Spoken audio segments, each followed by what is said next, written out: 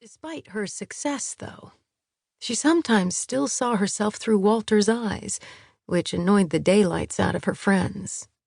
It irked her, too, but the stream of a few years of nonstop criticism was embedded so deep, it was almost impossible to shake. "Grace, you need to take that burger and fries to table 9, she told the owner of the old-fashioned soda fountain.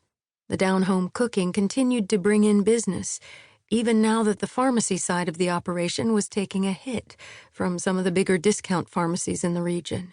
In Sarah's opinion, it was friendly service and gossip that had kept it afloat. Grace Wharton eyed her curiously. "Why would you suddenly want to turn a man who looks like that and tips like a city slicker over to me?" "Just do it, please," Sarah pleaded, not wanting to admit he made her nervous. Grace's eyes narrowed. "Did he say something to offend you? If he did, I'll throw him out of here on his backside, attractive though that backside might be." Sarah turned pink with embarrassment. "No, he was just joking around, that's all. You know, flirting the way some guys do. I should be used to it." Grace observed her thoughtfully. "Seems to me you could use a sweet-talking stranger to put a little color back into your cheeks." "I most definitely do not need a man," Sarah declared emphatically. "I just got rid of the one I had." "Good riddance is what I say," Grace declared. "The way I hear it, all he ever did was tear you down. Now you need a fella to perk you back up. I'd think a little sweet talk would be music to your ears." It was an oft-repeated refrain. In the month she'd been working at Whartons, Grace had not only offered that opinion on an almost daily basis, she'd suited action to words and trotted out half the single men in town for Sarah's inspection. For all Sarah knew, this man could be the latest. "Do you know him?" she inquired suspiciously. "The man in booth 9? Did you drive over to Columbia or Sumter or someplace and recruit him to sit here and stroke my ego?" Grace looked genuinely appalled by the suggestion. "Absolutely not. As if I would do such a thing.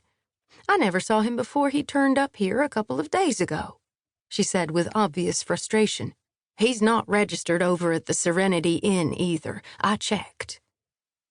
"Could be he's staying with friends or family," Sarah speculated.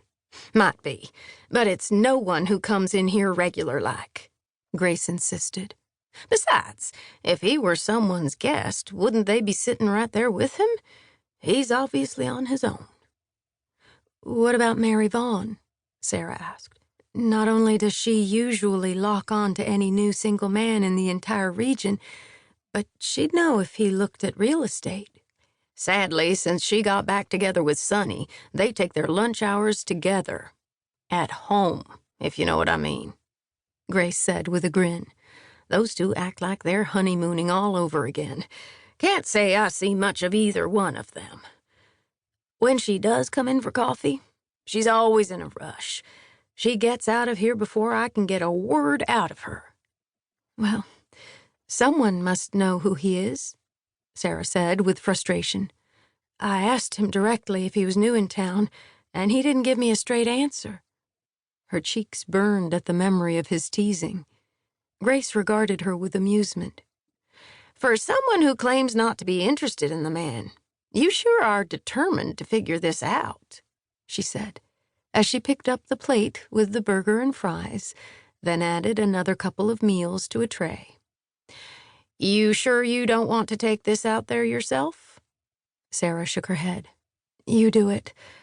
I'll take more coffee to the mayor and his buddies. Maybe see if I can tempt them into putting a little ice cream on that peach pie you baked this morning."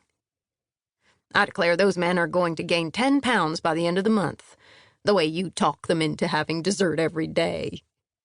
She shook a finger under Sarah's nose. "I don't want their wives in here grumbling at me. You hear? And George Ulster has diabetes, so don't be trying to talk him into pie and such." Sarah grinned. "George always gets sugar-free ice cream. Howard Lewis is a widower, so nobody's going to come in here complaining about his weight. and Fred Watson's